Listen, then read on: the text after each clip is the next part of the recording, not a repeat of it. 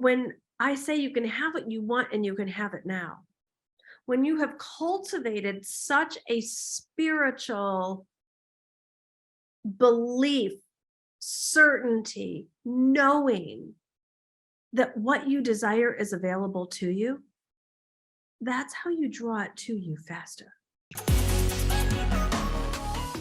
Drop, gorgeous queens. Hello, hello from Italy. You know, this time on the planet for women like us to be so deeply trusting the spiritual connection, so deeply going for the guidance, getting out of our heads, getting out of status quo, getting out of the boxes, getting out of the shoulds, getting out of going through the motions, and also getting out of settling. This is so much of what Own Your Throne is about, is you really owning that potential that's inside of you, the destiny that God has given you, the qualities of the spiritual realm that just make life so much fun and filled with miracles and pizzazz and surprises and delights and wonder and abundance and everything and more that your heart desires. This is what owning your throne is about. This is what having a spiritual connection is as a queen. And the only reason that we are depressed, the only reason that we feel anxious, the only reason that we feel lost, the only reason that we feel flat, frustrated, embarrassed, lackluster, deprived, any of the lack qualities, is when we have gotten out of sync of that totally abundant, always available spiritual connection. Everything is always happening for us. All of it, even the stuff that could just feel enraging, that could feel unfair, unjust, like there's just no one out there. There's just complete stuckness. There's no energy moving. Anyone else feel that? What are you tired of feeling? I'm tired of feeling stuck, tired of feeling broke, tired of feeling unlovable, like whatever the stuff is that we can let get inside of us. Because when we don't do the readings that we're doing and the meditations and the praying that we do, we can look too much to the external circumstances. And then we all should be depressed and be having panic attacks at the same time, right? If any of us were looking at our external circumstances as source, as any kind of indicator of what we should be expecting our future to be, like looking for razor blades now, right? I mean, like this is like depressing, bleak, not even worth living for. However, and don't twist or take out of context what I'm talking about here.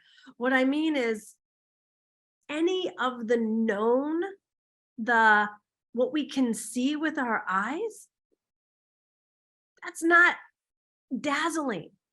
But seeing things not as they are, but as they could be. What you are calling in, what your heart knows that would really light you up and have you desire. What you that voice in you that just knows that you are meant for more. There's got to be something more than this, that you have not lived this long in life. You have not given this much. You have not trusted and believed in the spiritual connection for this to be all there is. And that doesn't mean that we're not grateful for all that we do have. Grateful, absolutely and always. Content, never, ever do I want you to be content. I never want you to be satisfied, because that means you've stopped your quest for growth. That means you've put a ceiling on your own becoming. So when we are always opening up to the divine, when we're always listening to those callings, those cries, those yearning of the hearts, and when we are trusting it, that's where your power lies.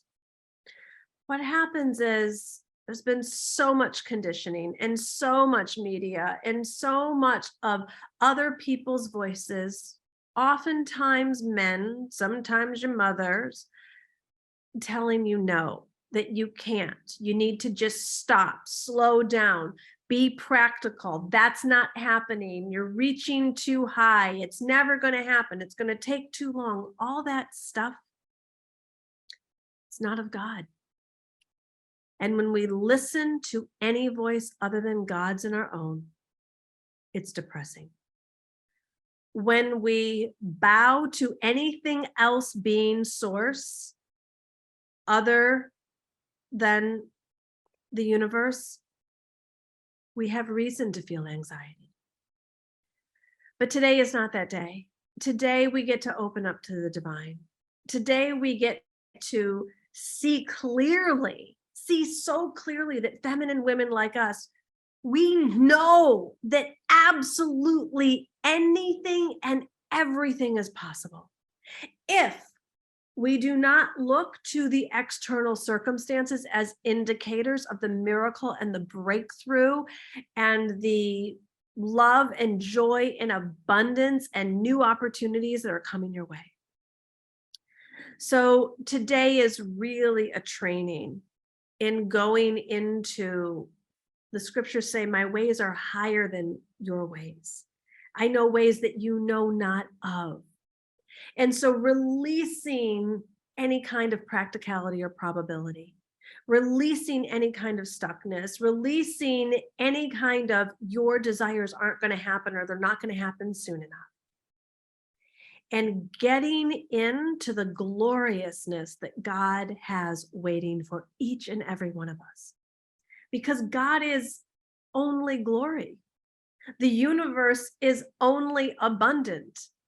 Like, infinite intelligence is infinite. The solution for you exists. And guess what? It doesn't even exist in the future. You can have what you want and you can have it now. In that may or may not mean an instant manifestation for you. But when I say you can have what you want and you can have it now, when you have cultivated such a spiritual belief, certainty, knowing that what you desire is available to you, that's how you draw it to you faster. That's when you see in the blink of an eye, your life changes for the better. That's when you realize bending time and space absolutely and actually does exist. So whatever you are opening up to, every one of us is seeking a solution of some sort. So you are not alone in this. This is not just you. What's the solution you're seeking?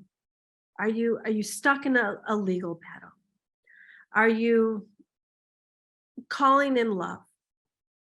Are you wondering where your clients are, your teammates? Is it something about financial relaxation and a level of financial abundance that you know on some level you're worthy of, but you've never had the experience of actually deserving it? Is there something going on with a child of yours that just, it seems like an impossible situation, or something at work? I just want you to know that in perfect divine timing, every single solution exists. And it always, always, always involves a double blessing. As long as we're not playing small, as long as we're not lowering our standards, as long as we're not settling. So whatever your dream is, I want you to go for that now. The big dream, not the stepping stone dream, not the thing you think you need to do this and then that. What would your life look like if you went for the big dream now? What would your life look like if you owned your throne today? What decisions would you make differently? I mean, I'm talking to myself as well here. I want you to, I'm right there with you. There are certain decisions I haven't pulled the trigger on, and I can see it's been not about getting more practical, and not about looking for like the more clear-cut solution, in the small s, but actually in expanding and playing even bigger. Your dreams aren't too big for God. Your desires are not too big for God. You and everything that you came here for is expansive for a reason. And that reason is a double blessing. Yes, it will bless your life. It will fill you with joy. It will illumine your heart. And you will be a living example for everyone who watches you, and know you're not invisible. You will also be part of someone else's blessing. For example, when it was in my heart to do this class, you were part of a double blessing. Like, you signed up for this class, so I get to do the work that I love and the work that's come through me, and you get to receive whatever it is you're meant to receive. That's a double blessing. Everyone's being blessed in the process. And the same goes for you. When you show up and you decide to, I don't know, sell the car in the garage that you're no longer using, and it's just been there for too long now, that car is going to go bless someone else's life. As we breathe in and breathe out, as you make money, spend money, use money, invest money, make decisions, go on trips, travel, like live your life, whatever it is, it's a double blessing. When you pick up the phone to connect with a friend, it's a double blessing. So I want you looking at, what does it look like for you to live your biggest life today? Making decisions from a different place, from a place of abundance, not lack. You cannot create abundance from lack. So if you're making decisions from a fear-based place, or playing small, or you need to be practical, I mean, somebody actually, with all due respect, had the nerve to bring up the economy to me today. I was like, I don't even know what that is. Who even talks about that? She's like, well, aren't you a little scared about the economy? Are you like, changing your message because your audience is thinking about the economy? My audience is not thinking about the economy. Are you kidding me? Like, we're in such a different vortex. We have such a different opportunity. We are not participating in that fear-based, undramatic, uninteresting, boring conversation. We're going for a greatness. We're knocking on the heavens, right? Where it's like, yo, God, haven't seen enough of you lately. Haven't seen enough of you this past hour. Where are you? Like, that's what you're here for. You're here for how am I meant to be different so that I can be the vibrational match for all of my dreams and all of my desires? How can I not settle today? How can I not bow to what someone else wants me to do? And, I can get all effervescent-y and like, you're like just not seeing my golden pom-poms right now, but it's not easy for me all the time. We were looking, for those of you that are like living under a rock or not listening to any of my podcasts or social media, I am available, as I was so aptly corrected from one of my favorite clients today, available for my home to reveal itself to me, rather than saying that I'm searching for my home. And Glenn and I looked at yet another place yesterday. It was in one of the best parts of Florence. Through certain windows, it had incredible views of glorious gardens. There was a terrace that would fit a table and a couple of chairs. There were 4 bedrooms. There was a plenty nice kitchen. It was way more than fine. So Glenn, and the man all he wants is for me to be happy. He could legit live in a tent. He really doesn't care. I do. My castle is not a tent. So, and he's like, this could be great. He's like, I know, like we'll the furnishings will change things. We'll do this, we'll do that. And I could feel how badly he wants this home search to complete and how badly he just wanted to see me be like, yeah, this is great. This will work. And it was really, really good. And I wanted the home search to be done too. And I just said, Glenn, I said, it's great. And he's like, really? And I said, yes, it just doesn't have wow factor. Gina, you're going to need to be practical at this point. We've been on the search for a home for 6 months now. Like, you want wow factor. It's just a rental. It's not a big deal. We're going to rent something so then you can have time to find your wow factor. Let's just do this. It's in a great part of town. The gardens are the window. I said, you have to stand to look through the windows of the beautiful garden. I like if we entertained, the only people that would fit on the terrace would be me and you. I said, this is good, but it's not wow factor. It took a lot for me as a queen to not make myself wrong. Like, you might be looking there like, there's no way Gina's going to fall for that. Gina's fallen for plenty of things. Trust me. Like, you don't get this wise by not making a whole bunch of mistakes. Trust. Like I totally could buckle and think like, the clock's ticking. This is as good as it's going to get. Like, everyone says it's hard to find a place in Florence. Like all of the things. And especially like, I just like Glenn and I have a great relationship, and it's like, there's certain things that it's hard for me to say, no, that's not it. And as a woman owning my throne, I have to be accountable to my own voice. And so do you. And if it's not wow factor, don't settle for it. Don't let yourself be convinced that you're crazy and that what you desire is out of reach, or that there's not enough time for it.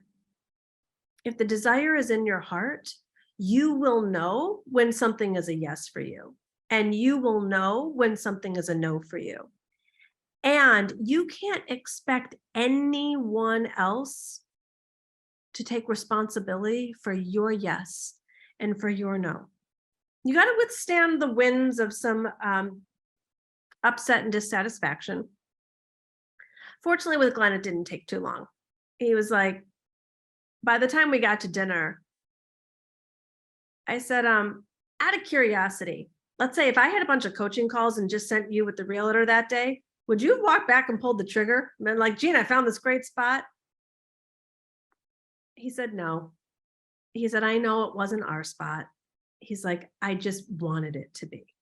I said, I get it. I get it. So sometimes, and I don't know if it's your child, if it's a coworker, if it's a team member, if it's a family member, on behalf of your truth, speak up in love for the little amount of discomfort, or depending, great amount, but it's not going to last. But I'll tell you what will last is your own self-betrayal. And that you cannot own yourself and have self-betrayal. So if you're going to own your throne, you're going to stand in your power, you're going to stand in your greatness, and you're going to know beyond a shadow of a doubt, God is working with you and through you. And I don't believe in trickery or tests, but I do believe in opportunities. And I had an opportunity to settle, or I had an opportunity to hold out for a wow factor. And so that was where I was at on my journey with it. And we're going to dive in and see how some of these shadow aspects of ourself today can keep us from our truth. The dark shadows are the parts of us that we don't really want to admit to, the places where we're being a martyr or a victim or powerless or confused or not enough or unworthy. The light shadows that we give away are our powerful side, that we are great decision makers, or we actually are great with money, or we're great with business, or we are actually really in tune. And to close on this part, and then we'll get into the scriptures. My prayer for you all during the prayers and the meditations is that as we up our consciousness together, that you're getting really great at drawing opportunities to you, drawing clarity to you. And when you're not, to quickly catch it. I started to realize, and just use my home search as a metaphor for whatever it is you're looking to manifest in your life.